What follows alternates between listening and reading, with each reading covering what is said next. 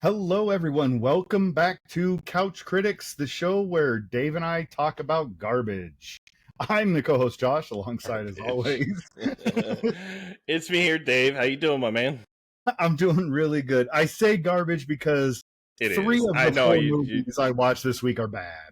It's appropriate. Well, and a lot of our content is useless information. Don't we end every show by saying this stuff doesn't really matter? No, You I, know. I think that is just us saying, hey guys, we know this doesn't matter and we didn't have to get that excited about it. And more But we're going to anyway. specifically, our opinions on it don't matter. Yes. Yeah, I get that. Yeah, and but it's nice today because this normally well, at least for the last month and a half or so, we've been doing a lot of interviews. A lot of guests. And I mean, we're still lucky. We shouldn't. I'm definitely not complaining. I'm not complaining. It's amazing people come on and want to talk to us. Yeah. But about the last 6 weeks, we've had an interview just about every week. So to get our normal content in, we've had to do double episodes. Yeah. And so it takes a lot of weight. We have wives. We have lives outside of this. Yeah. So today it's kind of nice. I feel really free and loose. I know. It's like old school. It's how we started. Right. It's very much, it's like episode 1 again. It's funny when we do those doubles, we end up trying to say like, oh, I got to save this content. Like, I want to talk about this thing, but I got to wait and hold on to it. It's like it's treasure. And then I'm really careful not to mention it, And we say it all the time. So for out there in listener world, Dave and I still talk throughout the week. We don't just talk on here, but we have to be really careful. How much am I going to share about this thing? Because so often we start saying something, it's like, oh crap, that was great content. And neither one of us are actors, so we're not going to pretend play it for the take 2. Ready? Try that again. Remember that thing I said? Let's try that on the show. That was just a dry run. It was a rehearsal. If any of this was rehearsed, it would sound way different than this. Oh my gosh. I couldn't even imagine. Yeah, that's not our style.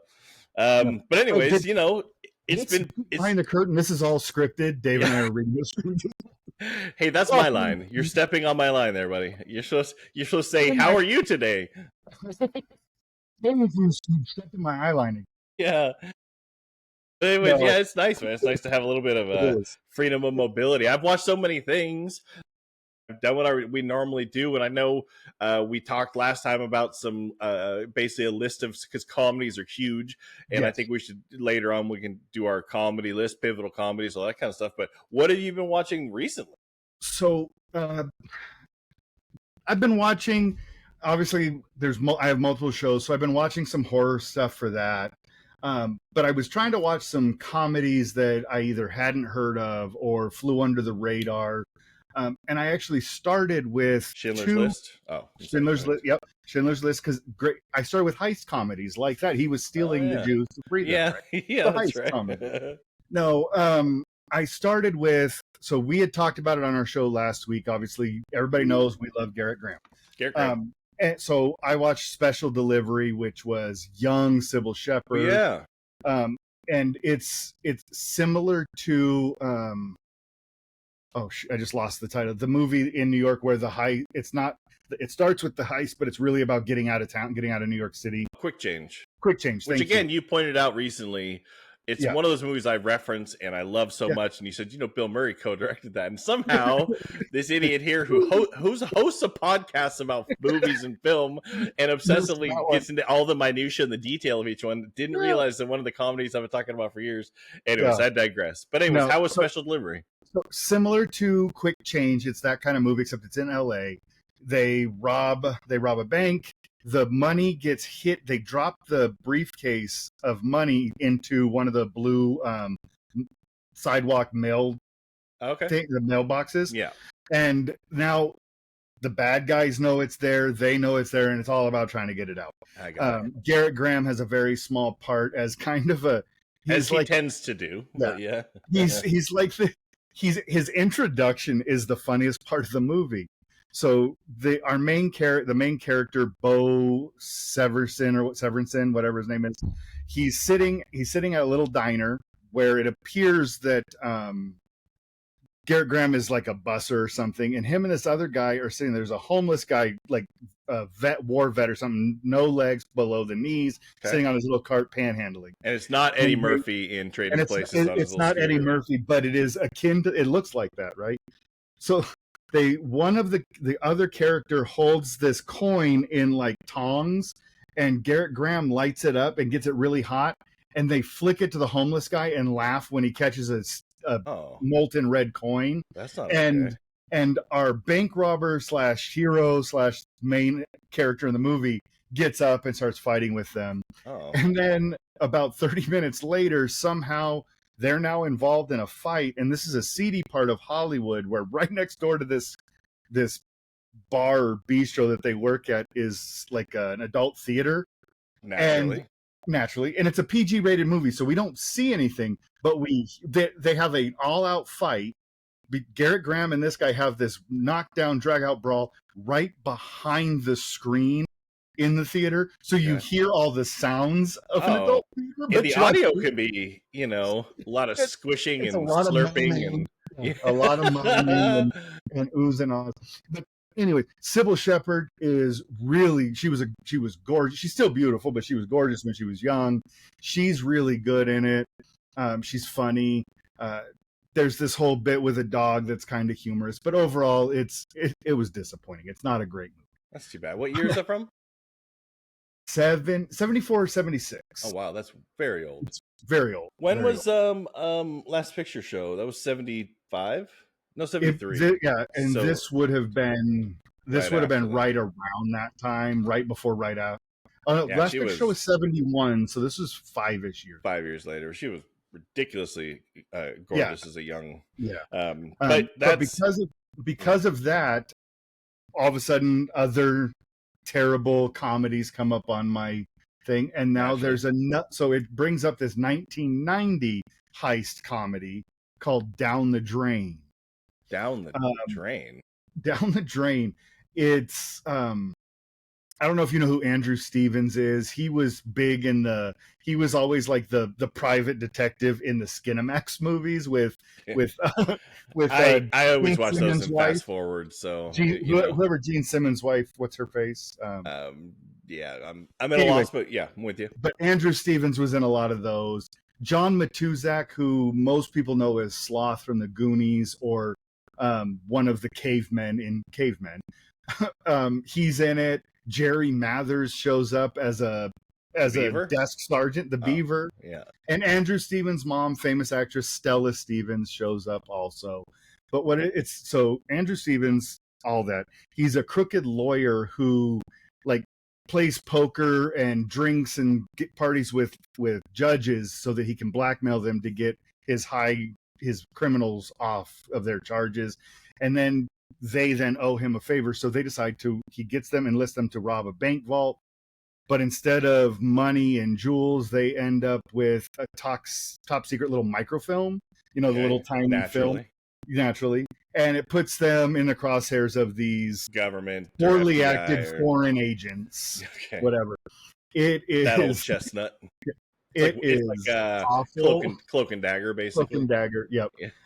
Terry Copley, who plays the love interest, she's fine. She's probably the best actress in the movie, which is really sad. But it's really cheesy. It's overacted. It's called Down the Drain. Down the Drain. If you happen to have MGM Plus, it is streaming there for free. Well, I'll get it so I can watch that movie, obviously, because it sounds like it's worth it. It's it's a total B movie, but it fit right in with what we were talking about last week, heist movies, and it's a comedy, so it has that guilty pleasure kind of aspect to it. But it's bad. it's not good. That's a shame. What I got a couple more, but what have you been watching? I did watch a couple of pretty old movies. I won't go too in depth, but two of them worth mentioning. One is I watched an early anime Wong silent movie called Piccadilly. It was lost for a long time. It's from 1929. It's a little long. And I think the even though it's praised, they restored it and all these things. And it's really lauded as being important, all these things like that. Other than the fact that she's in it, it's not very good. It's slow, and I don't mean slow like my standards, because I can do slow. Well, I can do a slow silent movie. Yeah, this one's slow. Very little happens. There's a lot of I don't know. It's just not very good. She's great in it. It's amazing to see an Asian American actress from that time who was one of the biggest stars in the world briefly before basically they ran her out of town. But anyway, so Piccadilly, it's good. I think she made it in France after she left here. But the one I saw that really matters is one that's been on my list for a long time. We always talk about movies that we're always holding off on watching and stuff. And there's one that every time it would come around, I would say it's not the right time to watch it. And I finally watched it, which is Man with a Movie Camera from 1930. And I know you've seen it because we've talked about it. No, I haven't seen it. You've never seen it? Oh, no, it's absolutely amazing. I know what it is, but I've never watched it. It's actually kind of hard to find. And so it's absolutely amazing. I happened to run across it. I got to watch it finally. I saved it for the right moment. Mel and I, my wife Mel and I, Amy, loved it. Music is... It's no narrative. It's literally just a bunch of scenes. Like they would call it B-roll now. That's what they would call it. And they would use that. And you could probably chop some of it, but it is so well done. Some neat little camera tricks that are done at the time, but just incredible. It's an incredible visual experience that I would have watched back to back if I had more time than the night that I watched it.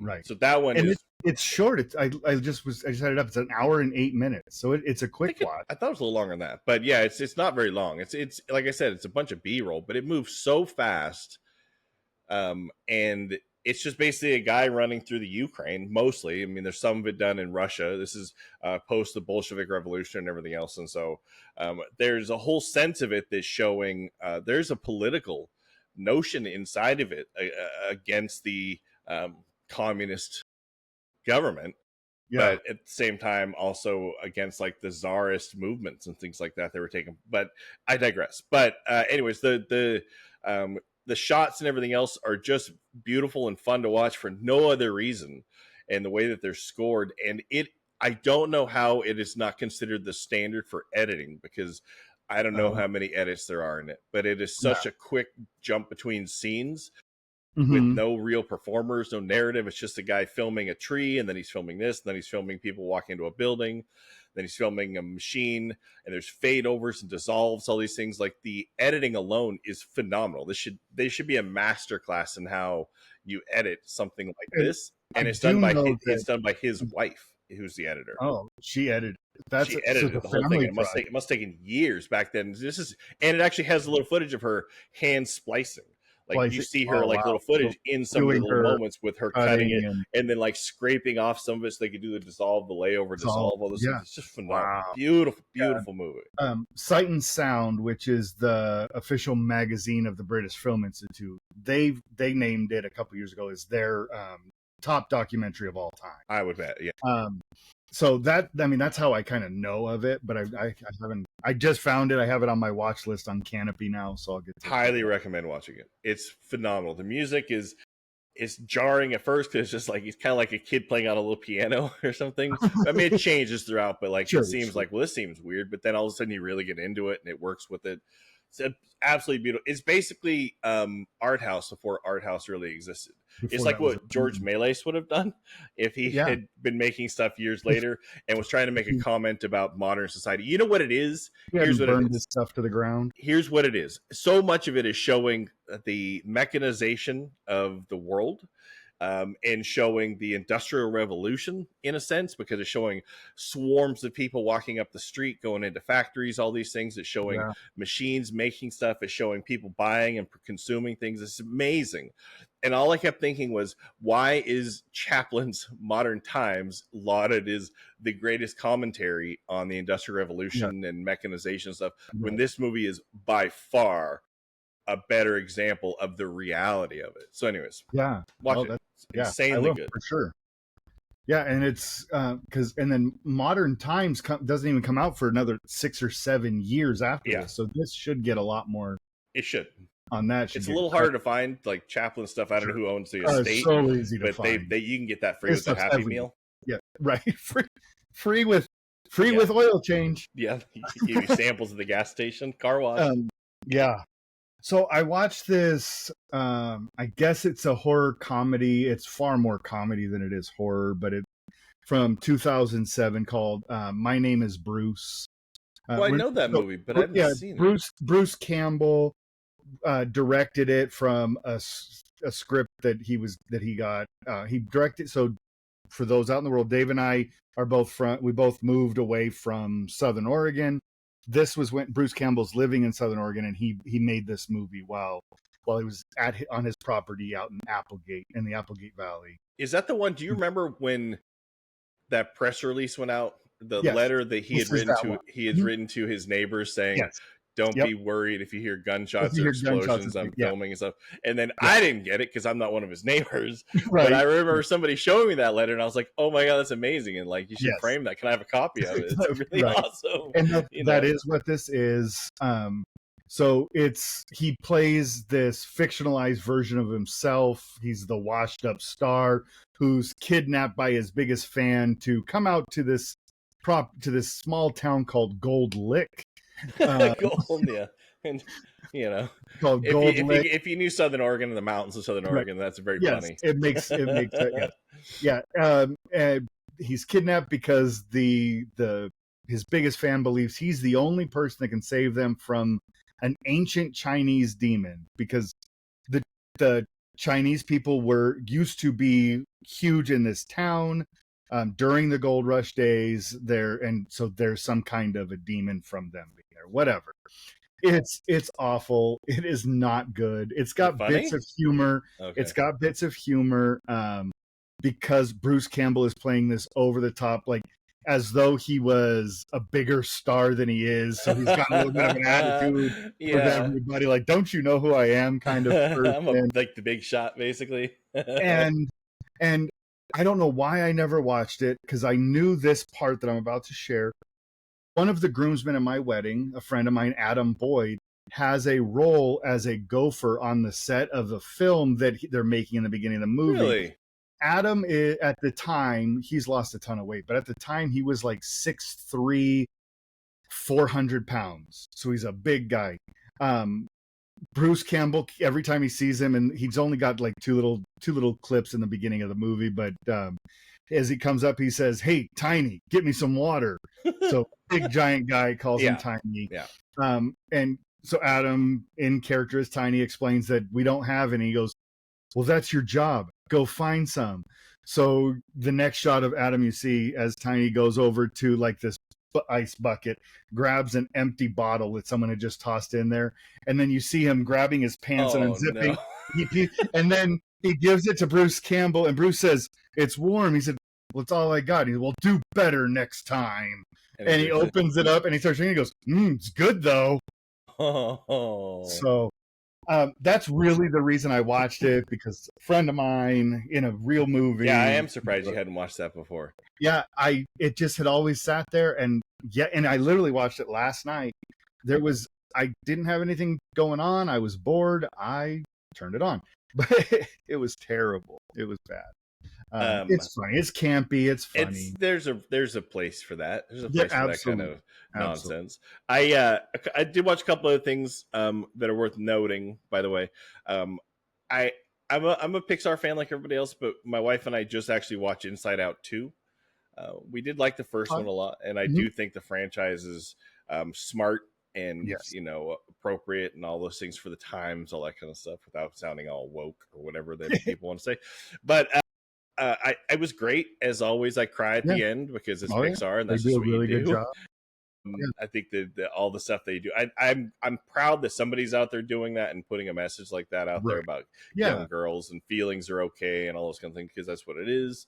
But then I watched another movie that I had seen before I think it came out in 2008. And I didn't not like it then, but I definitely didn't like it that much. And that's Dinner with Schmucks, or Dinner for Schmucks. Dinner for Schmucks. Dinner with Schmucks. It's a reboot of a Francis Weber. Weber. Yeah, and we've talked about before with The Toy and which is the same thing. Dozens of other movies that American comedies.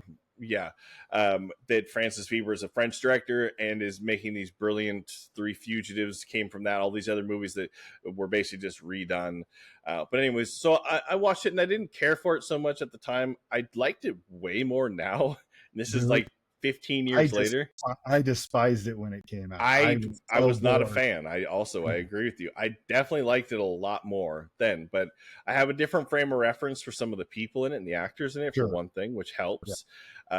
But also, I just think I settled down on the material because it's, as always, it's jarring to see somebody like I was watching The Office when that movie came out, and I knew Steve Carell as that, and then you see him in this very weirdo character with fake teeth in and stuff, and it's jarring. It's like watching a Monty Python guy with a big fake grill in Rat Race. It's distracting. And so I knew it takes time. It's kind of like how I felt about Parks and Rec when I see Adam Scott for the first time. Yeah. I'm like, what's wrong with this guy? Like, I don't know what it is or something.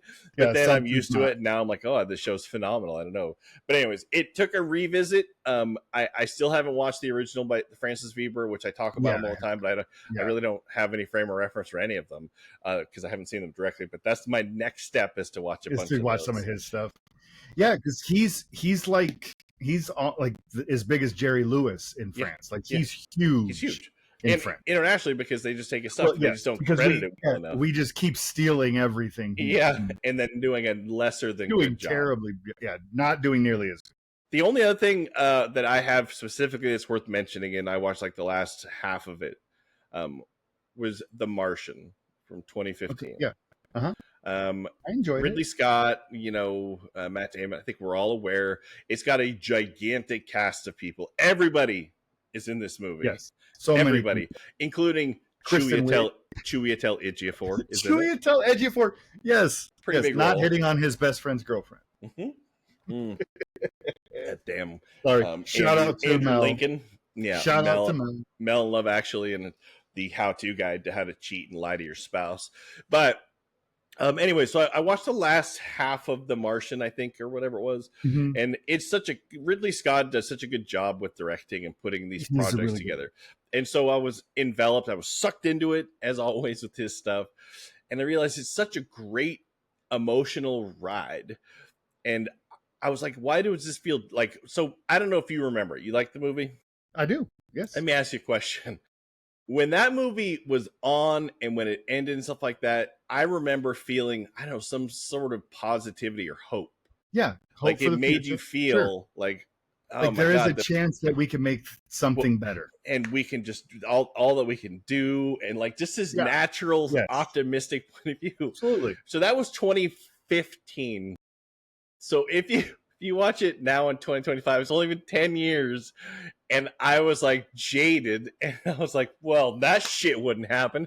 China and the United States coming together. F that, man. That's never going to happen. But anyways, that's in 10 years. My entire perception of this movie that before made me feel overwhelmed with pride and all these things like that. Now I'm like, that's bullshit. No fucking way. Potatoes suck that. What are you talking about? That's not a nutritious diet. I'm picking the whole thing apart. But anyways, it's still a great movie. I still like it. Everybody should still see it. But it's funny to think how 10 years changes things. But Amy did point something out, though. It is technically a road trip movie because he takes a road trip across Mars and makes several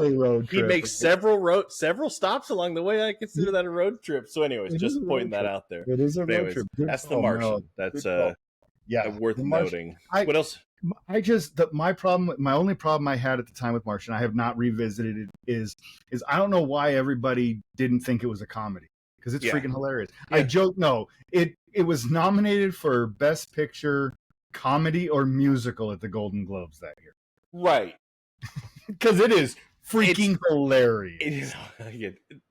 It's because there's a couple of funny jokes in there. That's what but it's because you see a skinny Matt Damon's butt. It's because comedy and drama have overlapped so much that now you have like strictly period piece dramas, and they are usually going to win. The Queen is probably going to win, right? And so it's almost like, well, shit, this movie.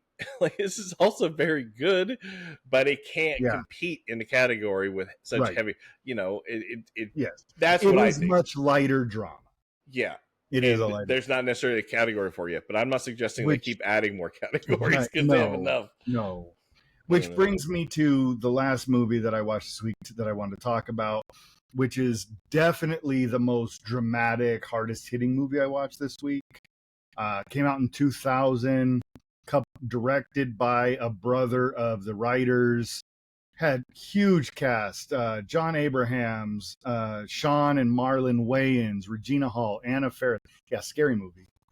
So no, I watched Scary Movie. I was like 2000. I'm running in my head. I'm like, Requiem for a Dream came out in, wasn't it 2000? 2001. That's what I'm thinking. And I was like, Regina Hall's in Requiem for a Dream?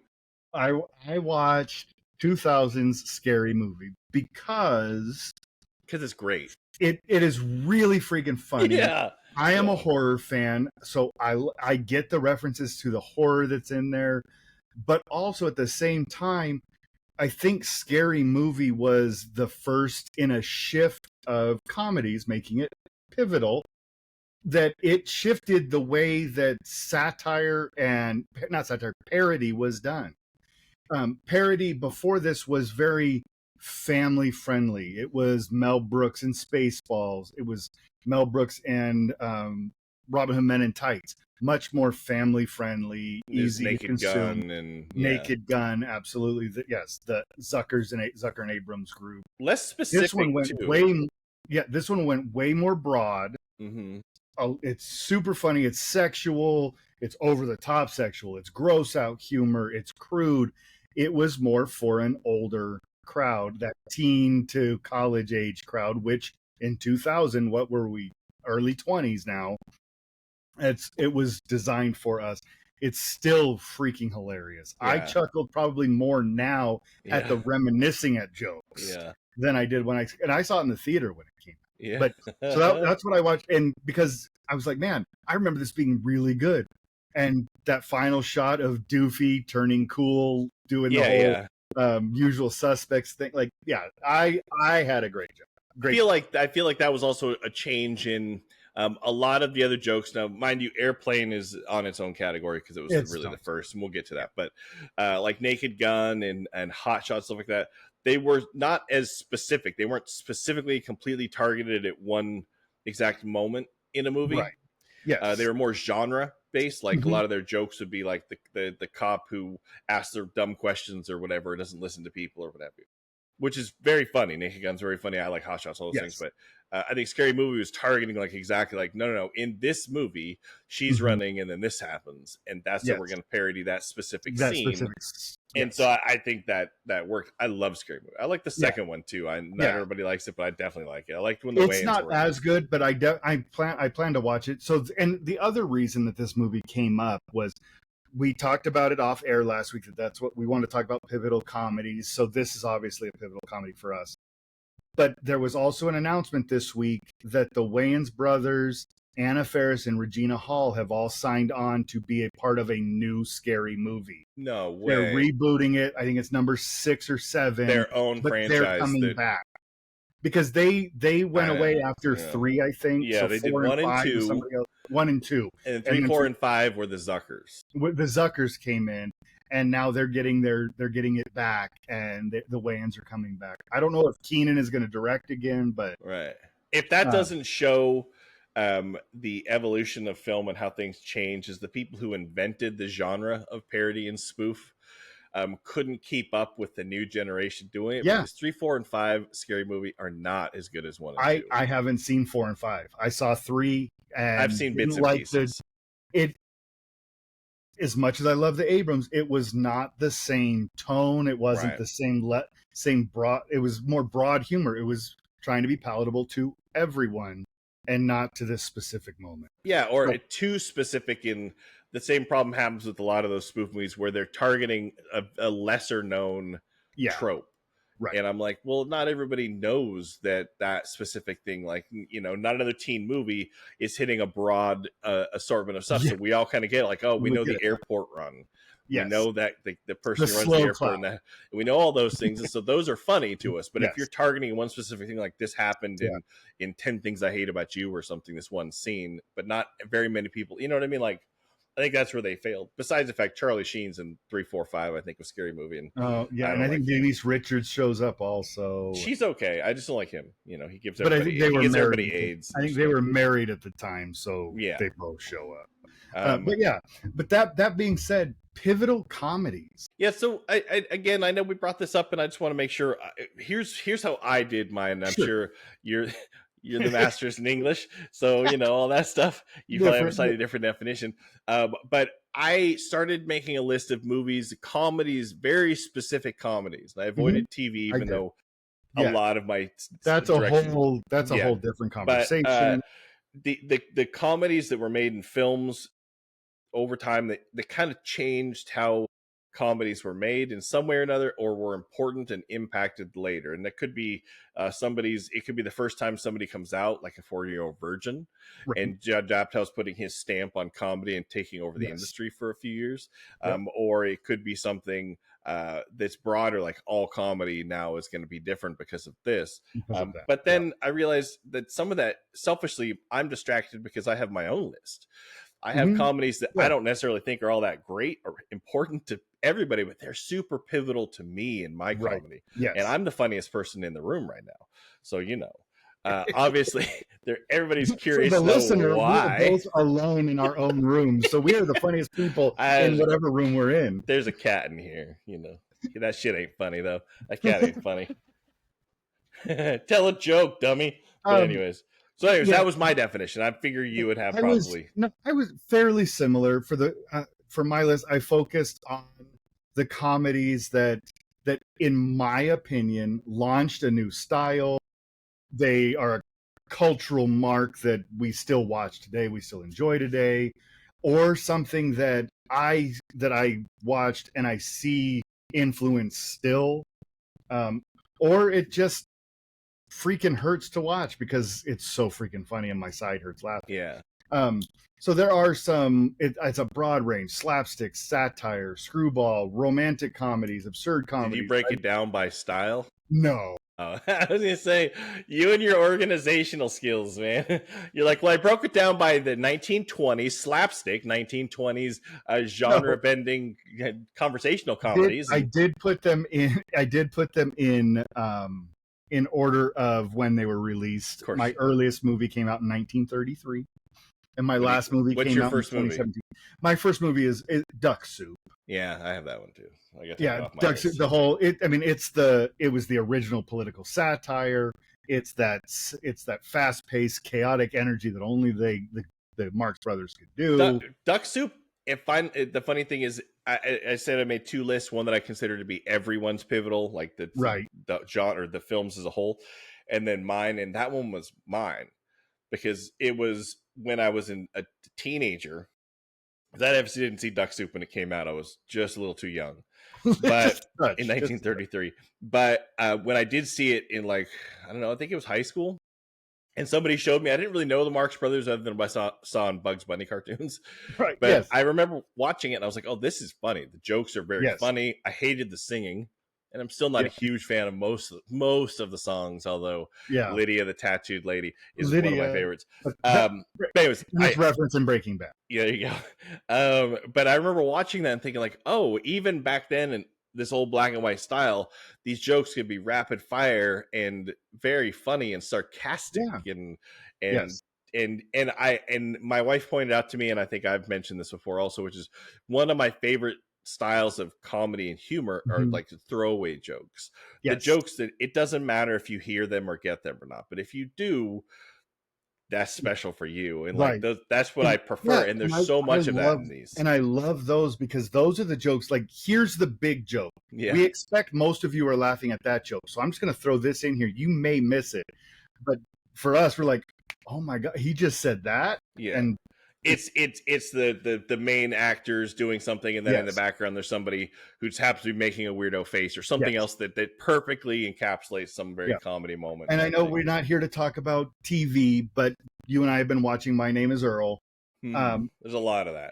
A lot of that happens. Randy, Ethan Suplee, there was an interview with Greg Garcia who said the reason Ethan Suplee got the role as Randy was because even in the scenes when they were doing not rehearsals, but their auditions, while the Earl character is doing his audition, whether it was Jason Lee or somebody else, Ethan Suplee as Randy was still acting, even though no focus was on him anymore. He kept doing something Randy-esque, these little throwaway things, these little gags in the background. And that's what made the Marx Brothers so great, because the focus is over here on Groucho and I just lost her name, the lady. anyways, the focus is on Groucho, and over here is Chico Dumont, Margaret Dumont. Margaret Dumont. Thank you. There's our hand of pearls. Focus on them going hand back of pearls like that. it's him saying something about her, about her shawl or whatever, and then off in the background you see another Marx brother just make a stupid face, like, oh my god. Like, it's those little things that exactly. It's the subtle things. I remember I got, again, we won't do TV, but Malcolm in the Middle. Yes. I think there was a specific scene I showed you in that was what I consider one of the greater throwaway jokes in television history. And I showed it to you to show you this subtle, brilliant little joke that if you didn't even notice if you're not paying attention, where unfortunately it's a fat joke, but the fat character is eating a bunch really quickly, and every time the camera comes back every couple of seconds, the bowl is almost empty, but you don't even notice it unless you're really looking for it. And I think that's what I showed you, to say this show has a lot more going on. Other things. It's just a style of comedy alike. I did not break any of my list down by time, so unfortunately mine's going to bounce a little bit more. No, you're good. You're good. But when I think pivotal comedy, and the very first thing that came to the list to me, and it's also, it would be on my list because I think it's modern comedy, is obviously Animal House. Yeah. It changed how comedy in general was done. And specifically, I mean, there's a bunch of documentaries about Animal House from 1978. But when they were trying to make it, the studio had all of these things they were trying to force on the filmmakers, right? One of them is this old school comedy thing where they're like, you need sound effects, like, yes, like you need all these dumb little things. Rim shot. They've been doing for years. Mm-hmm. And they said, no, we're going to do this like a serious movie, like a drama. It's just going to have comedy happening, right? And it changed the way, because I could not imagine if we were still going with comedy in the horrible way it had gotten to in the 60s and stuff like that. Yes, slapsticky, but over the top, but not joking about it, And Animal House does just the great way the way it balances, like, because there are some raunchier moments, but then there's some real subtle dramatic stuff, and the dry when they ride off to go get the alcohol, and the run in at the jazz bar or the blues bar. And then just built into this movie is a connection for you and I, because of the fact that it was filmed 2.5 hours away from us at the University of Oregon. So there is that kind of thing. And they said, University of Oregon famously said, you guys can film it here, but there can be absolutely no reference to our college when it comes out. And now 50 years later, they brag about it. See where Animal House was filmed. Like, it is hugely beneficial to the college now. I know they originally wanted to film it, I think, in Arizona, at Arizona State or University of Arizona, and they said, "Oh God, no way, no, you can't do it."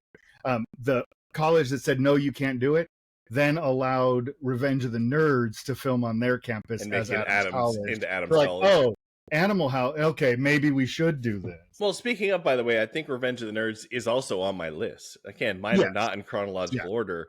No, and I think it was one of the first ones. It's the first one I can think of that was at least the size of the movie that showed the switch of, I don't want to say the nerds because that's such a cliched thing to say, but like the smart kids, the smart kids and things like that, who were not only winning and getting over on it, but also ended the movie on top. And the funny thing is, I've said this before, that's how the society went. That's how the whole world went that way. And the nerds did get their revenge, and they did win. With the computer revolution, the computer 100%. Evolution of the computer. Tell me Bill Gates would not be in that group. Oh, 100%. He was that group. Yeah, I've seen Social Network. Mark Zuckerberg would 100%. Would have been that group. Absolutely. At that same era had Airplane. It had Monty Python and the Holy Grail. Yep, those are real. It had one of the most pivotal romantic comedies, probably. I'm not a huge Woody Allen fan, but Annie Hall is on my list. Annie Hall's on my list, and it's also because it was one of the first ones to get the kind of recognition. It won a Best Actor or Best Picture. Best Picture, and it was the first comedy I think to ever win a Best Picture. It was the first time, Didn't It Happen One Night? I don't think so. I think it might have been nominated. It may be a nominee. But anywho, also speaking of It Happened One Night, it's on my list. Again, I'm going to bounce all over the place. Because it is the first. But let me ask you this.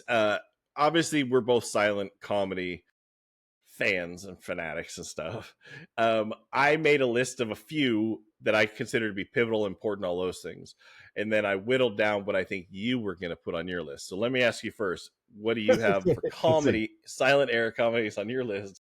So for me, you're probably going to go with The Freshman, but for me, it's Safety Last. I figured you do Safety Last, and I didn't pick that. For me, it's Safety Last.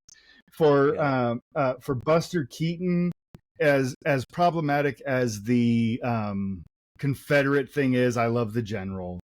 The General, I'm a big fan of The General. I figured first I didn't take Modern Times because it's what everybody would pick. I like City Lights, I think, better anyways. But and I'm a Gold Rush person. Yeah, which one? There's the 25 and the 30. The 1925 Gold Rush, the 90-minute. Original.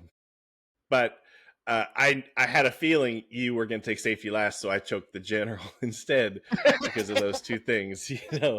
So anyways, that's funny. I predicted that pretty well. But The General is amazing. It's got some of the speaking of throwaway moments in it. There's a scene they're trying to escape on a train. It's a wood burning train, so they're throwing all this wood in, and all the wood's gone, and he's up there with the damsel in distress, and he's throwing wood in the fire, and she's handing him logs and sticks, and then at some point she hands him a little twig. It's like the size of a cigarette. And he looks at it, and he looks at her, and it's the funniest part of the whole movie. Yeah. And he just throws it in the fire. Yeah. But his expression to be like, "Are you kidding me?" is beautiful and phenomenal. But it's so easy to miss that if you're not looking for it. So, anyways, The General, Buster Keaton doesn't get enough credit. We always know those silent era comedians kind of got screwed. They did. Most of them went alcoholic or suicide or tragic or stuff. Combination. Yeah. And just for posterity's sake, 1935 Best Picture was It Happened One Night. It was the first movie to win the Big Five. Best Picture, Best Director, Best Writing, Best Actor, Best Actress. Good job. It swept the Big Five, man. Well, I stand corrected. No, it's not about correcting. It's about us going out knowing something we didn't know. No, you're right. No, I like to be correct. But, yeah, we like to know. We like to know. So, anyways, any other silence? Did any other silence? Did it? I mean, there's a handful that I would put. Here's the thing: is you mentioned The Freshman, and yes, but I put The Freshman on my list. Yes. And it's because even though I saw Safety Last when I was younger, in this 8-9 years ago, in this rebirth where I was really focused on watching classic movies and putting a lot of effort into it and creating this list that I have and all those things, just like Earl. When I was doing all of that, my wife and I sat down and watched The Freshman before I showed her Safety Last. And I had never seen The Freshman. And I already knew I liked Harold Lloyd, and I knew she would because the comedy style just works, I know.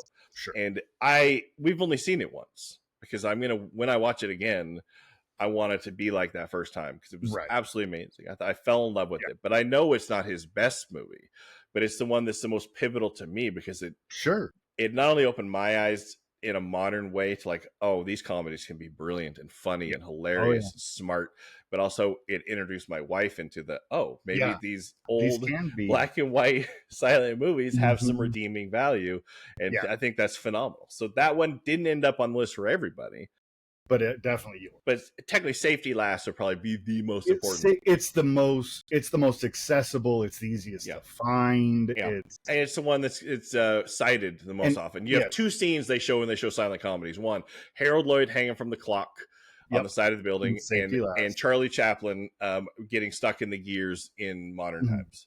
Like those are the two things. When they're showing something, they might show Buster Keaton on the train, or the facade, the house facade falling with him standing in the window. Yeah, very true, very true. That it's also great. But it's those four scenes. That's what you're going to see. Steamboat Bill Jr., Sherlock Jr. Sherlock Jr.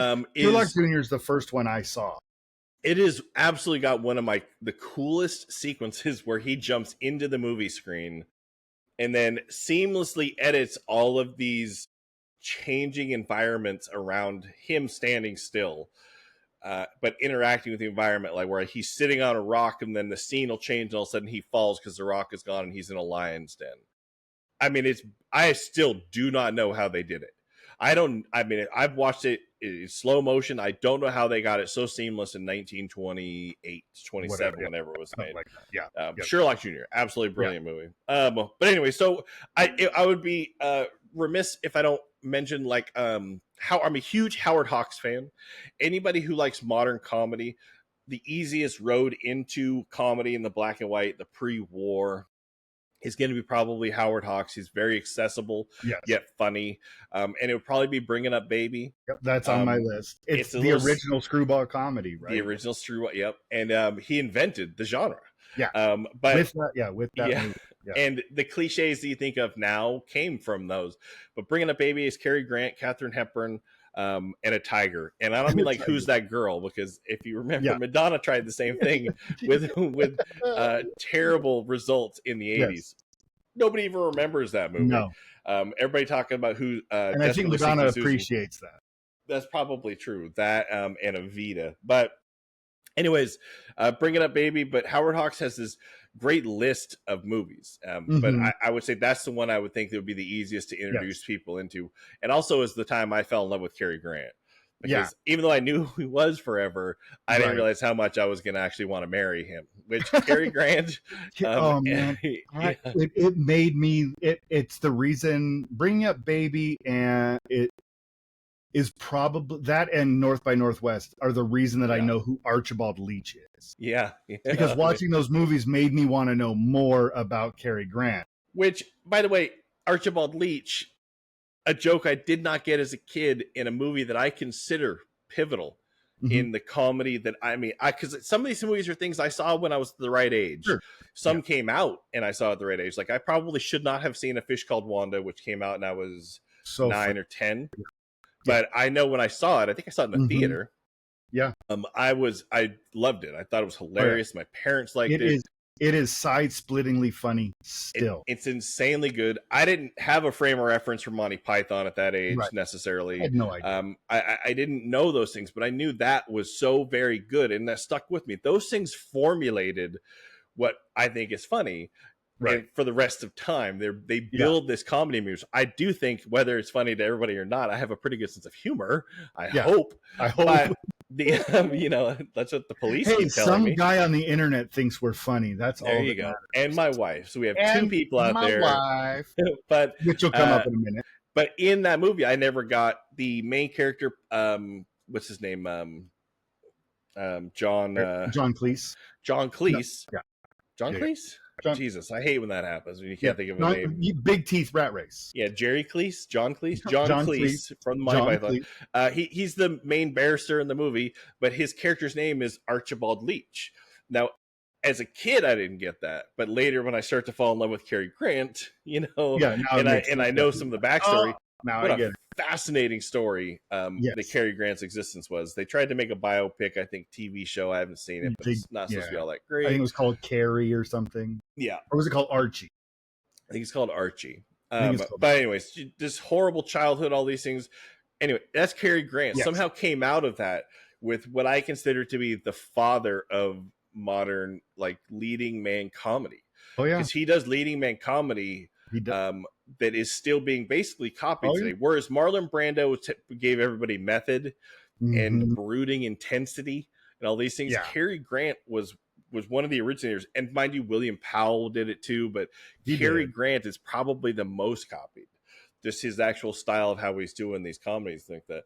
But anyways, if I could marry Cary Grant and Gregory Peck, I probably would have. But I'd have to be gay, and that's not necessarily going to happen. But I wouldn't rule it out. But, I don't know, like, Bringing Up Baby. As Seinfeld would say, not that there's anything wrong with anything wrong with that. But Bringing Up Baby was huge to my wife and I. Yeah. And similarly, a movie that really... I watched it. I was probably 16, 17, 18. The first time I saw Billy Wilder, another amazing director. Some Like It Hot from 1959. Is it problematic now? Maybe, but it's essentially two musicians who witness a brutal gang slaying. It's the St. Valentine's Day Massacre, the actual St. Valentine, where the gangsters went in and shot up a garage full of people. Yeah. That's and then they turn and look and they see Jack Lemmon and Tony Curtis carrying musical instruments. Made. They'll end up dressing as women, getting a job with a traveling women's music group that happens to also have Marilyn Monroe. Marilyn Monroe as Candy Kane with a K. Like that. I can't remember her name. Kane with a K. But Tony Curtis is the ladies' man. He's trying to get with Marilyn Monroe, and Jack Lemmon, funniest man on earth at the time, absolutely hilarious. Because shortly after this, he does Neil Simon's Odd Couple.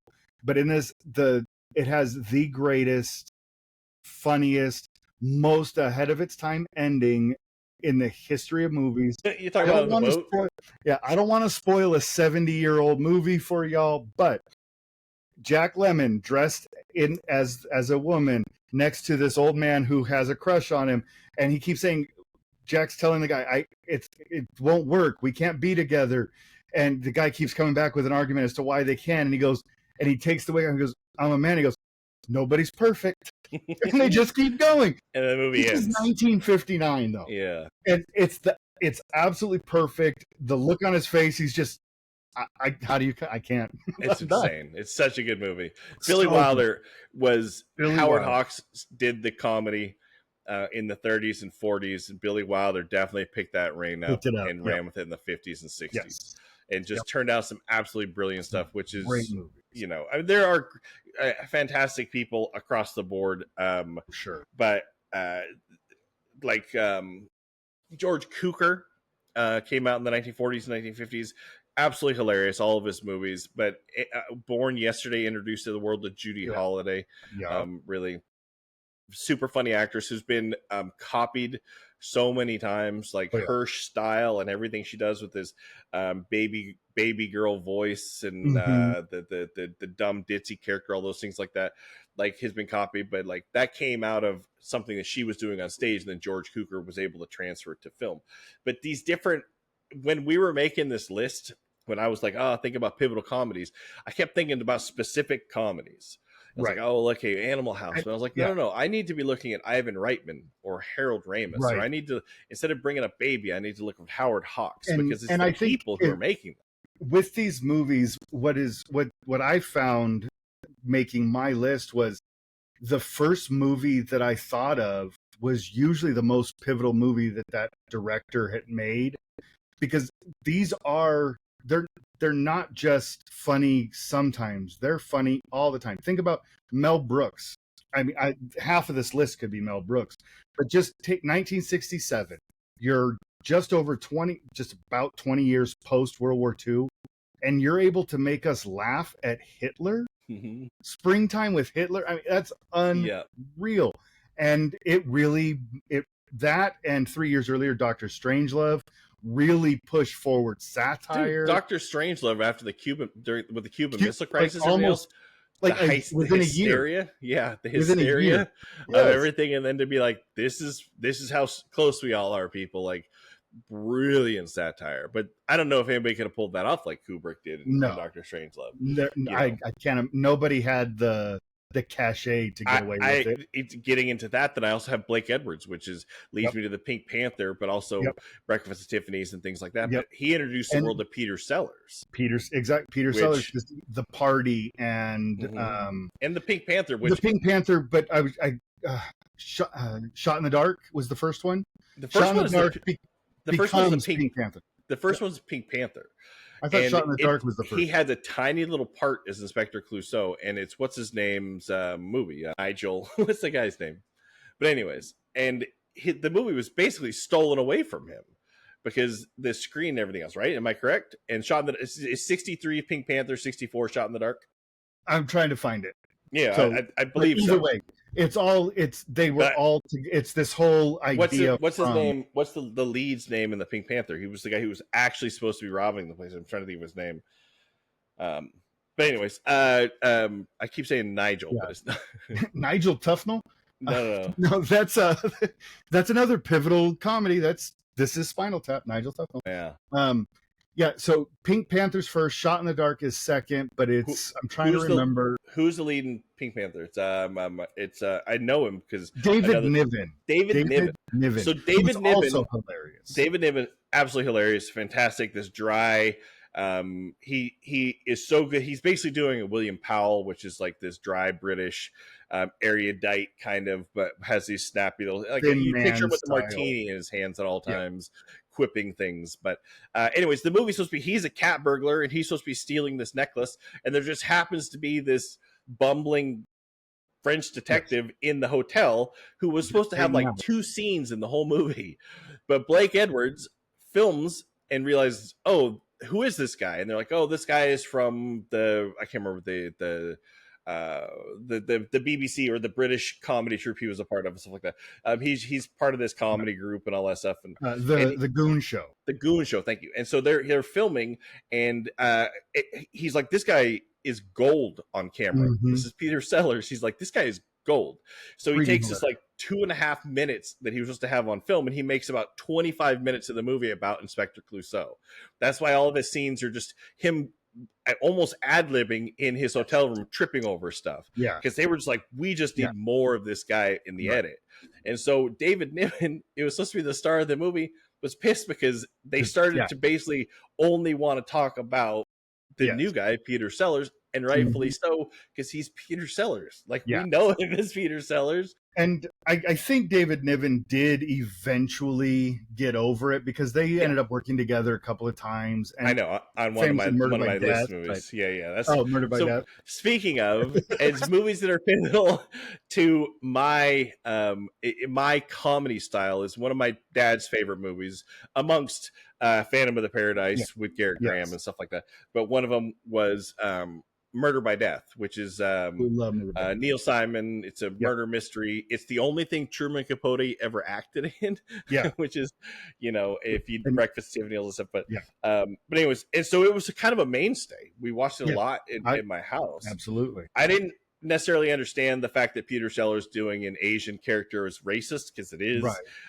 Somehow I give him a pass, but again, I'm just a fat white guy. I have no stake in that game. So Peter Falk doing his best film noir detective, and David Niven reprising, basically being that suave William Powell thin man character. He's just doing the William Powell character. James Coco, Nick and Nora Jones, Nick and Nora Charles. I'm sorry, which is the actual character's names in the Thin Man. And then he's and then James Coco doing his best Agatha Christie Poirot character. It's Miss Marple. Anyways, she's now the nurse's her nursemaid growing up. She is now taking care of her. Which is that actress who plays her nursemaid is somebody from the silent era, I think, too. I saw her name. Anyways, but I also, like, my dad was a huge fan of Peter Falk. It's one of the only impressions my dad could do really well was Peter Falk doing Columbo. I mean, he had a few, but anyways, I loved it. So it was one of those things. So Peter Falk was a mainstay. We watched The In-Laws, all those things. But Peter Falk is also in Murder by Death. And doing his Sam Spade character. Murder by Death is phenomenal. It might feel a little slow paced to some people now, but it's so insanely good, and it was pivotal to me. So I don't necessarily think it changed, because really the Chief Detective, I think, came out before that, and I think most people would even say that one's more pivotal than Murder by Death, but not to me. And her name is Estelle Winwood. Winwood. Maybe that is not who I'm thinking of. But what Elsa Lanchester, who plays the Miss Marple character in the movie, is hugely famous to horror fans because she was the bride in Bride of Frankenstein. She plays Mary in the bookend story of the author sitting around telling the story. She plays Mary Wollstonecraft Shelley, who writes Frankenstein. She tells the story, and then she plays the character of the bride in the movie. You said writes Frankenstein. In my mind, I was searching like, Dear Frankenstein, I am your number one fan. The war has done little to fight the tyranny of evil men that we see before us. Like a long lost love letter. You brought up your dad, and with Murder by Death. And I think there is another comedy that was probably introduced to both of us by our respective fathers. And it has to do with this gentleman behind me as well. And that's 1980s Used Cars. Oh, God, because I love it. It's anarchic cult classic black comedy. The Kurt Russell and the large black dude. I can never think of his name from Bad Not Included. Yep. I can never remember his name. Garrett Graham, our buddy Garrett Graham is in it, famously. But it's absolutely, it would be on both. If I made two lists like you, it would be on both of my lists. It would be, because it's Zemeckis and Gale. Yes. Robert Zemeckis and Bob Gale, the writing team. Beginning of their profession. There would not be a Back to the Future, which, if you think is pivotal, especially to our childhood. And there wouldn't have existed if they hadn't made used cars. It's also very funny. Some of the outfits are a little dated. Some of the tropes are a little dated, but the Fuke brothers, all that stuff, I absolutely love it. And it is also very important to my childhood. Yeah. And as a kid, my dad telling me that's also Garrett Graham's character is like, that's the guy who plays Beef in Phantom of the Paradise. That's how I was like, oh, I know to look for that guy, so I see him everywhere, you know. And there are so many other people. You have Jack Warden. Yep. Playing two roles, because he plays the Fuke brothers. The Fuke brothers. He plays one dead, one alive. Frank McRae, who you're talking about, but also Deborah Harmon, who goes on to be a staple of television sitcoms. The mom the mom in Just the 10 of Us. That's right. Joe Flaherty. I forgot about Joe. You have Squiggy from David Lander from Michael McKean. And Lenny and Squiggy are both in it, because it was right after Laverne and Shirley. I think Laverne and Shirley was still on. It was still on. They were still doing it. It was a fun little in to have these guys come on, not as those characters, but kind of like those characters a little bit. And it's remember he puts a homemade pacemaker in his chest. And he slaps him on the chest, and he goes, "Oh, look, I can put a homemade pacemaker in this guy's chest. I can do this." He slaps him really hard. Oh shit, that's a great movie. It's just so many people. Grandpa Al Lewis. The Monsters. Judge. Dub Taylor, who has the greatest voice in the history of anything. Oh, what's his name? Who they buy the cars from in Texas or in Mexico? They're gonna buy the cars. The guy he's from Romancing the Stone, where he's the Mexican gang. He's the Mexican guy who runs in the village, and I can't remember his name, but he goes, "Oh, Pepe, my little Pepe," that guy, whatever his name is, Romancing the Stone, where he's talking about they're talking about my little Pepe, you know. The actor's name is Alfonso Arau. There you go. His manual. Yeah. But then there's a couple others, like small parts, who will become kind of part of the Zemeckis Gale stable. You have Wendy Jo Sperber and Mark McClure, who play Marty McFly's siblings in Back to the Future. Are they Nervous Nona and Heavy Duty Dubois? Yeah, they're drivers, right? They're the teenage drivers who drive back from Mexico. Mm-hmm. And then one of my all-time favorites, guy that you recognize from a million things, but you never know what, is Dick Miller, who's in like everything that Joe Dante ever did. He's one of the garbage men in The Burbs. Oh yeah, of course. Who is he in this?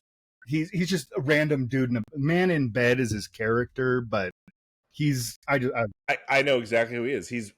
When they show all these different families going to the used car lot to buy stuff, and they have little vignettes of each one of these families at home, and he's one of those. That's right. Yes. But anyways, love the movie. And then you mentioned, but going from there, obviously Back to the Future fits so many of these categories because it's funny, it's all those things.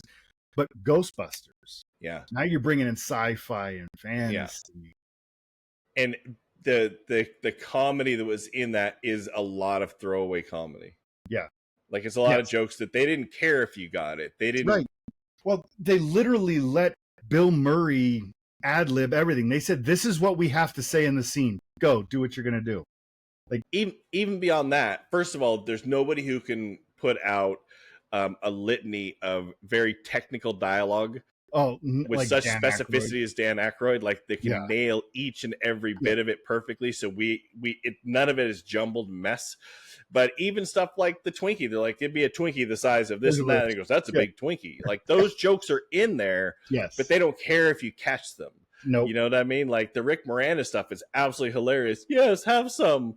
Like that stuff is absolutely hilarious. Which is regular, which is a line we use, right? If one of us, if I ask you, "Hey, you want a Coke?" Yes, have some. But anyways, it's fantastic. They didn't rely on the jokes. They didn't need the jokes, but they were just there because life has this joke and this stuff in them. Exactly. I think that one's huge. Speaking of, by the way, we are so early in this stuff, but like, we didn't bring up A Christmas Story, and I think that one's important because I think for everybody, like you could say National Lampoon's Christmas Vacation, of course. Yeah, but if you're going to talk pivotal comedies and talk about the Griswolds, you have to go to the original Vacation. So every single person, just about, except for maybe some Jewish friends of mine, have seen A Christmas Story. I'm just kidding; they've seen it too.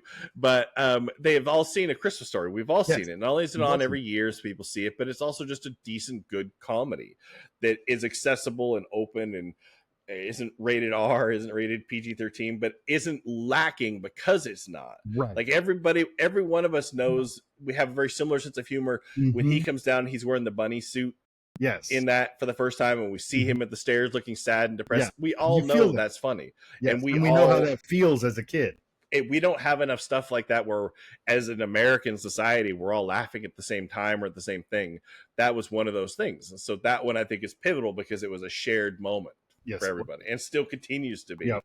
You know. So, and then you were talking about how Howard Hawks was the comedy director of his time, and Billy Wilder picked it up in the late 40s into the 50s, and all those. But for us, I think in the 80s, I already know Rob Reiner, right? Yeah, well, I was gonna say John Hughes, but John Hughes, yes, I'll get him. But Rob they're Reiner, both important because John Hughes did the teenage thing. Yeah. Rob Reiner did the adult thing, but they're both hugely pivotal. I was thinking Rob Reiner because in '84 he does This Is Spinal Tap. Yep. Brilliant. '89 he does When Harry Met Sally. In '90 and in between the two, he's got Princess Bride. Yeah, both those. I didn't put Princess Bride, ironically, which is weird because it's the most influential movie in my entire history. Pretty much, it's the one I've seen the most. It's one I fell in love with. But yeah, no, I have both those on my list. Somebody breaking into your car, but I went John Hughes because for the exact same reason. I think it not only was a heavy effect on our generation specifically, but it changed the way, like, it gave teenagers a voice they didn't have before. Yes. And when I mentioned, like, I'm sorry to interrupt you, but when I brought up Home Alone when I was creating this list, my wife appropriately pointed out, she goes, it's the first time you really have from the child's point of view.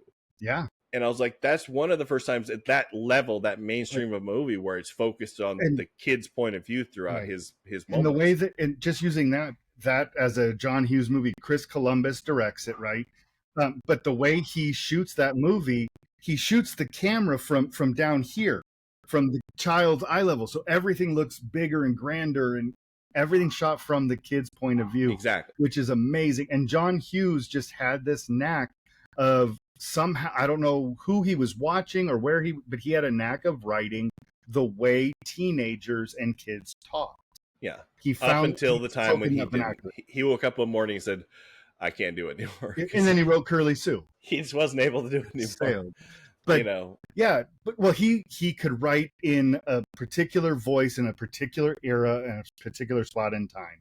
And it's that mid 80s to mid 90s teenager. Because we all talked the same. We said rad all that whole time.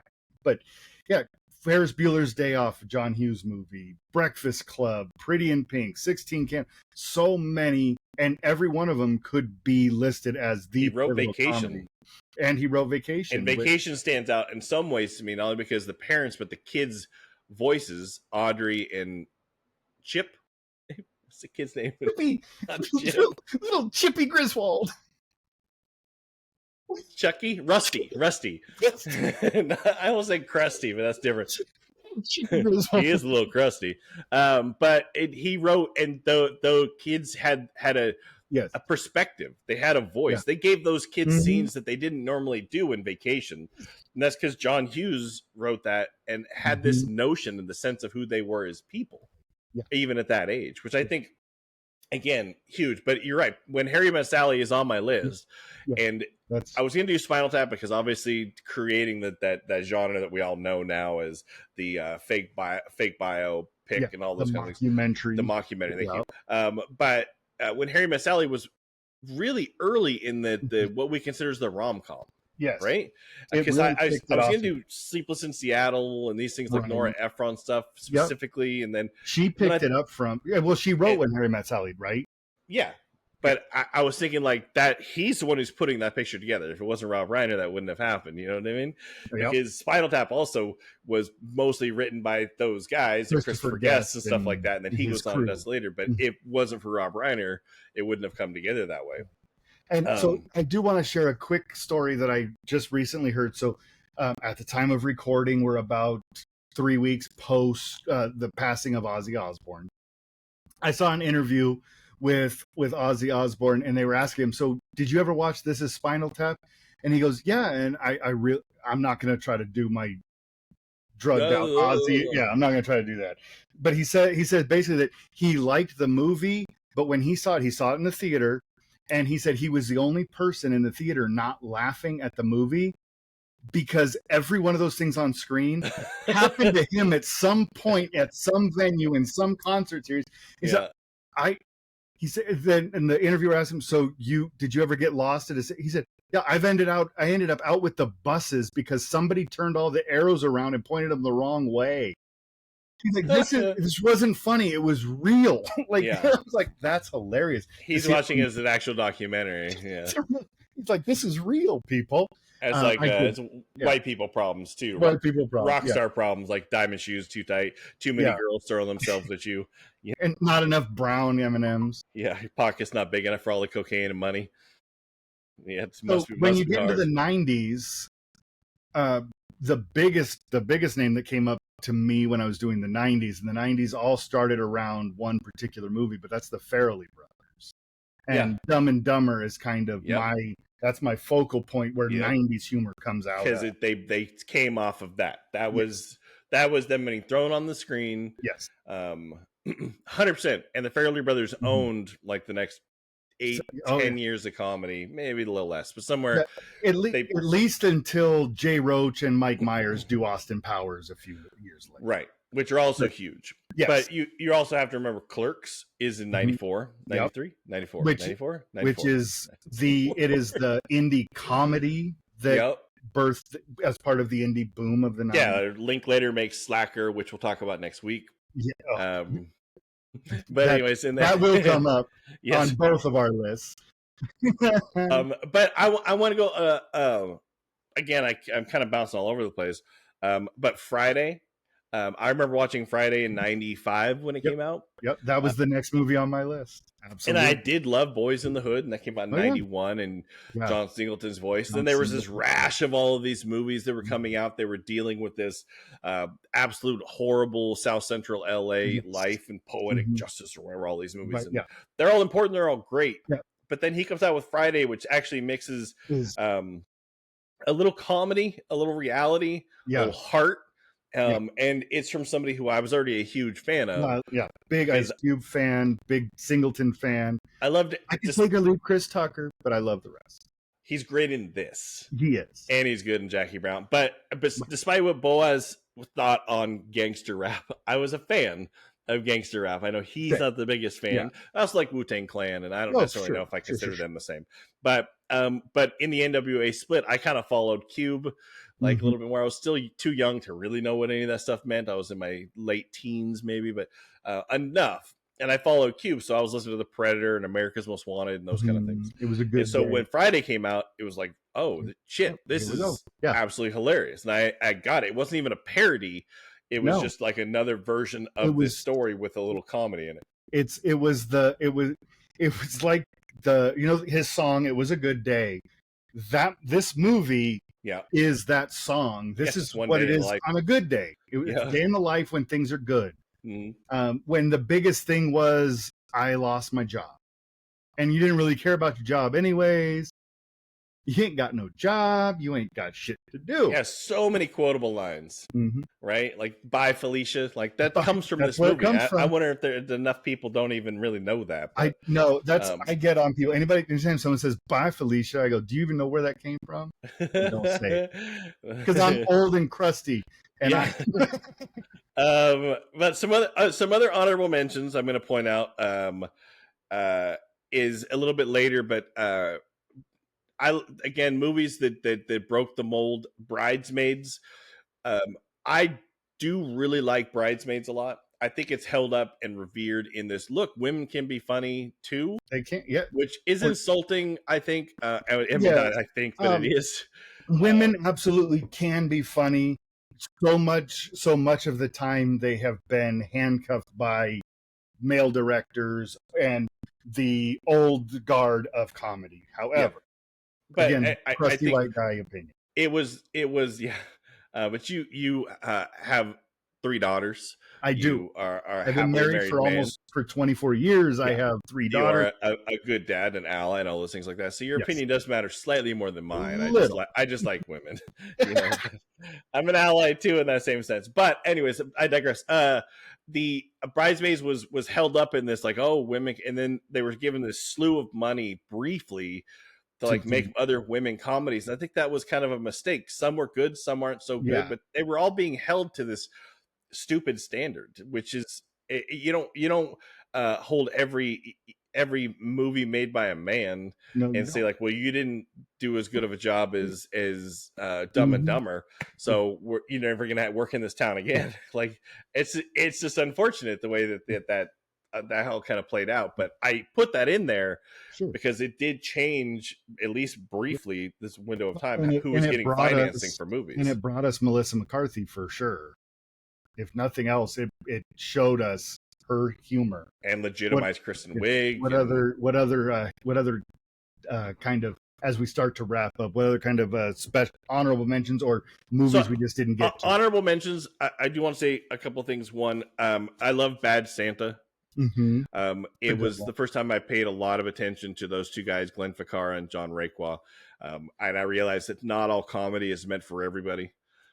In that, even something like we've talked about before, the Vacation reboot with Ed Helms, I absolutely love it. I laugh so hard, like I do with the Chippendales movie. I laugh so insanely hard. It was so much better than I thought it was going to be. But other people don't seem to like it, and so I think, I mean, some things. It was those movies matter for me specifically because I realized, oh, this isn't for everybody. Well, in 1989, we watched Rescue Rangers when we got home from school in 1989. Yeah. And the new one, even outside of that, I think the jokes in the way they gave them real life problems, like Dale grew up to be this. Like, anyways. Other quick honorable mentions. I loved, and I saw probably way too young, but the Groove Tube was hugely influential on me. This guy, Ken Shapiro, went out and made one movie. It was one of the first vignette movies. It's Chevy Chase's, I think, first thing he ever appeared on. Richard Belzer. It's kind of hard to find. It feels a little slow. It's out there, but it is hard. It's very much like the hippies took over the film industry and threw this thing together. But it's got some of the funniest bits in anything I've ever seen. It is directly responsible for Kentucky Fried Movie and Amazon Women on the Moon. Yeah, and inspired all of them. We're way more popular, obviously, but it is the direct. Which leads into one that I do not think is important to everybody, but UHF. We talk about a lot. We talk about that. Yes, and it's because that one mattered a lot. We both appreciate. It was huge for me because it came out at the right time. So did Hot Shots and things like that. But the other one that I think is worth mentioning, and this is because I didn't think it was for everybody, but it seemed like it got wide appeal, which was Team America. Oh, I've never laughed. That and maybe Borat. I don't think I've ever laughed that hard in the theater. I remember Borat, but I completely forgot Team America. Yeah, I feel like a failure. That was so funny. I was so convinced in watching it that no, this is not for everybody. This is just meant for me. No other people are going to like it, and all of a sudden, other people liked it, maybe for different reasons. Sure, but it seemed like it had broader appeal than I thought, and so I realized that somebody like Trey Parker, Matt Stone, they can make something that feels like it's just for me, but still brings people in. Like Bad Santa didn't do, they did somehow in the magic that is them. I only have one more on my list, and it's an early one. What do you got on yours, though? What else you got? So, I'm just going to kind of go in order, but 1970s MASH Robert Altman, absolutely pivotal to like my humor. I love everything about it. Led directly into the TV series that actually went on 3 times as long as the actual Korean conflict. Gave us characters like Hot Lips Houlihan and it gave us Alan Alda, which I love Alan Alda. Alan Alda, and absolutely. And the actor, a couple others. He's like Gregory Peck to me. I would have married him. Why not? I would have. And then sure, easily. And then Tootsie, with Dustin Hoffman, Bill Murray, screwball humor, a different take 80s. On the gender bending roles. Yep, an update to that. Eddie Murphy as Coming to America. It's when he did his multiple character thing the best.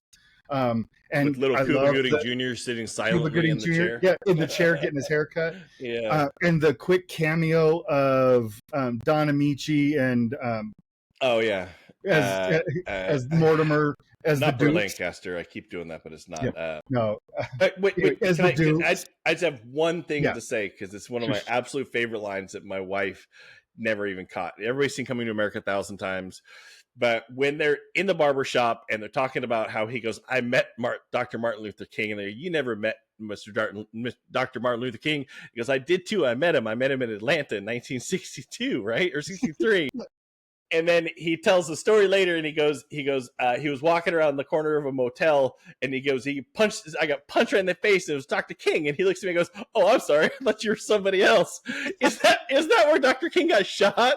Like, he got shot in that motel. So but I think it's what he says. That's what he's talking about in the movie, right? Yeah. But anyways, either way, the funniest thing ever, where his whole story is like getting punched by Dr. Martin Luther King in the face, and he looks at him and goes, oh, I'm sorry, I thought you were somebody else. That's his story. I'm sorry. It's my favorite line in the whole movie, and it's usually missed by most people. It is, because I missed it. I don't even remember that at all. It's a great line. I've seen it a handful of times. Then Groundhog Day, the last time Harold Ramis and Bill Murray worked together. 98, we have The Big Lebowski. 99 was American Pie. So we really have a shift in what comedy could be at that point. Anchorman, you mentioned 40-Year-Old Virgin. You mentioned Borat. Superbad and Hangover come out in the late 2000s. Hangover is huge. Yeah. It was one of the last things I saw in the theater that I was like, oh, this is fantastic. And then the last two on my list, 2019 and 2017 consecutively. So 2019, Taika Waititi does Jojo Rabbit, doing some dark historical material, but blending in some humanity to the character. Hitler is so funny. Again, he made it okay to laugh about Hitler. I love a silly Hitler. Charlie Chaplin did it. Three Stooges did it. Marx Brothers did it. So good. It's okay. But the last movie that I want to mention on my list from 2017, it's primarily horror, but it uses a lot of satire and dark comedy. And for next time, it is a first time directing. Jordan Peele's Get Out. Yeah. It shows comedy in that, huh? Yeah, because there's some dark stuff, especially when you listen to Stephen Root. Okay. Stephen Root, the way and Lil Rel Howery has some bits. He does. He has some because he throws some color commentary in there. Yeah. So it's got a hybrid of comedy, and Jordan Peele is comedic by nature, so you know that's going to be in there. But I think that really showcased something new that we both love. Shaun of the Dead. Shaun of the Dead should be on this list as well as that pivotal comedy, horror comedy. Get Out goes much darker, not laugh out loud, more on the satire side. But that's where my list is. That's really good. It's Jordan Peele's first movie coming out of the gate too. Yeah. I also am ending on a first movie. It just happens to be the best movie these guys did, but Super Troopers. Now Super Troopers was this little film, this little movie that was made by these guys who were just like comedy guys who were a comedy group together, trying to get their foot in the door, much like Sunny guys did and things like that. Broken Lizard. Mm-hmm. And I remember distinctly, it came out like 2001, I think. And I wasn't at the time working at Blockbuster, one of the many times I wasn't working there. But I went to Blockbuster to rent the movie. and a girl who ended up becoming a manager when I worked there later. But I had 2 movies in my hands. One was Super Troopers, because I just went through the new releases and I picked these 2 movies out like this. I should watch one of these. The other one was Out Cold with Zach Galifianakis and the one where they're at the ski resort. Yeah, I remember it. But I had those 2 movies, and I said, like, have you seen either one of these? What's that? Blue from Old School. Yeah. And I asked her, I was like, have you seen either one of these? And she said, Out Cold is so good. Super Troopers is not funny at all. So I did not rent Super Troopers. I rented Out Cold. And I think, do we need to shout out Rainey from Blockbuster Video right now? No. Rainey's. Was it Rainey? No, it was not. Different man. No, different Mander. But Rainey Hamrickson, I did go to high school with, and I was good friends with her for many, many years. But anyway, so I watched Out Cold. I think I fell asleep, and it's not a bad movie. No, but it was not. It was fine. And then it took me like 2 years to watch Super Troopers, and I finally watched but I heard this was terrible, and I thought it was so insanely funny. I was so pleased with the comedy they were doing and the style and all the stuff they were doing, and because I knew it as this is a cheap movie to make. Like, I was like, they made this movie on the cheap. Like, I mean, it doesn't seem like it by standards, but like I know what it would take to film this, and it's relatively low cost, some cop cars and some uniforms and stuff, really. But anyways, and so I realized, I can't ask other people's opinion on comedies. Right. Like, that doesn't make any sense. Yeah. And not everybody has the same point of view and things like that. But I would always remember that because I laughed so much, and that was those guys' first movies. So I keep watching every one of their movies that comes out. Mm-hmm. Okay, they're not all winners. I do like Beer Fest. Beer Fest not has some good, good but like, it's first movies. That just happens to be one of the only times I caught a first movie in the timing when it was released. But you and I have this habit of not doing that. And real quick, before we tease next episode, I do want to drop a little thing that I heard earlier this week. I saw Steve Lemmy did a little post online, who's one of the Broken Lizard guys with Kevin Heffernan and Jay Chandrasekhar. Dropped the first shots from the set of Super Troopers 3 Winter Soldiers. So yeah, it's coming. They crowdfunded the second one. Yeah, and the Brian second one was Cox okay. Is back. Nat Faxon. How are they getting Brian Cox back? Brian Cox and Nat Faxon are both coming back for it. That's crazy. Well, Brian Cox was on Succession, for Christ's sake. That guy, they picked him up in his career when it was still, he had an okay character acting career. Then he did Succession. People were like, this fucking guy. This guy. This guy. I'm surprised they got him back. It looks like they have everybody coming back. And I, if you are a fan of Broken Lizard Super Troopers, I enjoyed Tacoma FD, Kevin Heffernan, Steve Lemmy in the fire department. I thought it was really funny.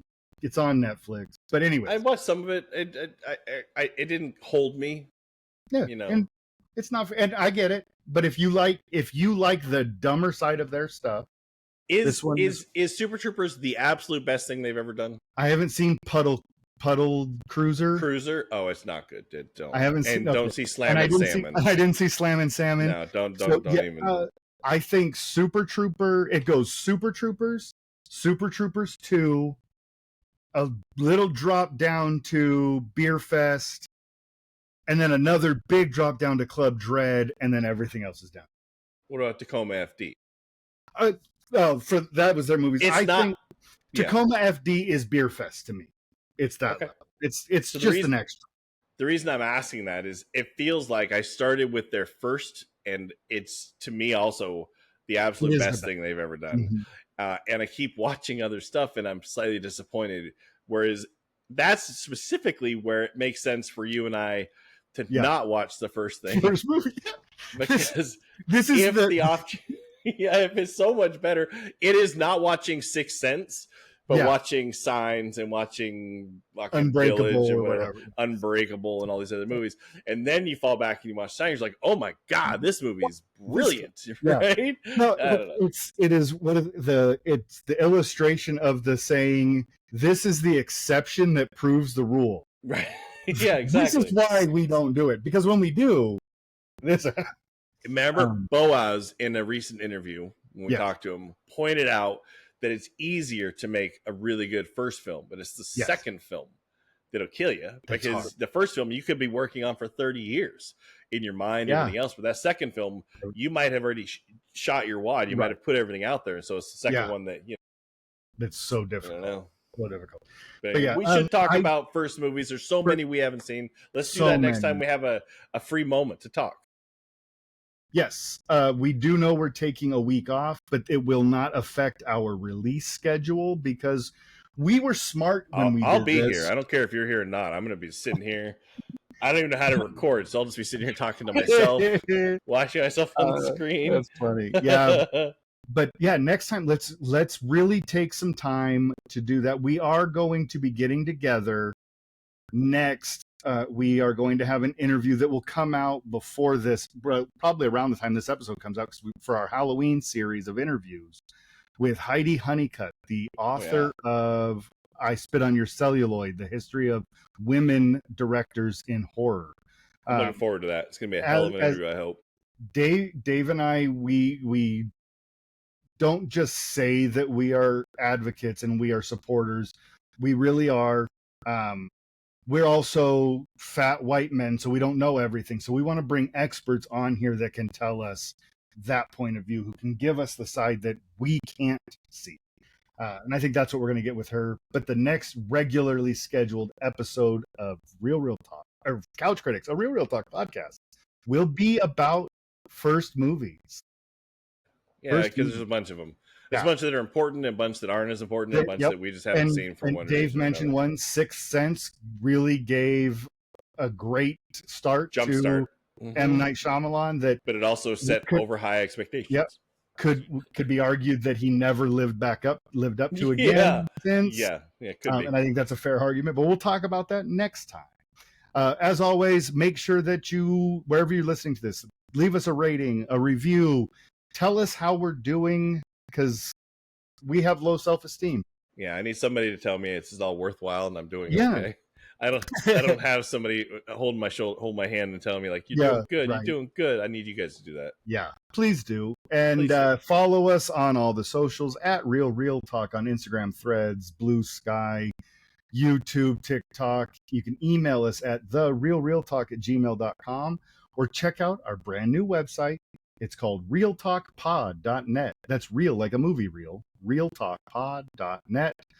And until next time, we are the Couch Critics, a show where two grown men talk passionately about things that absolutely do not affect our lives. Not at all. We'll talk to you later. Thanks.